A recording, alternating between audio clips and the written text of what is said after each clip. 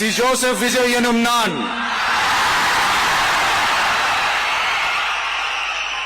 தமிழ்நாட்டு அரசின் முதலமைச்சர் என்ற முறையில் எனது கவனத்திற்குள்ளாவதும் தெரிய வருவதுமான எந்த பொருளையும் முதலமைச்சரின் கடமைகளை உரியவாறு நிறைவேற்ற தேவையான அளவுக்கன்றி ஒருவரிடமோ பலரிடமோ நேர்முகமாகவோ மறைமுகமாகவோ அறிவிக்கவோ வெளிப்படுத்தவோ மாட்டேன் என்று ஆண்டவன் மீது ஆணையிட்டு உறுதிமொழிகிறேன்.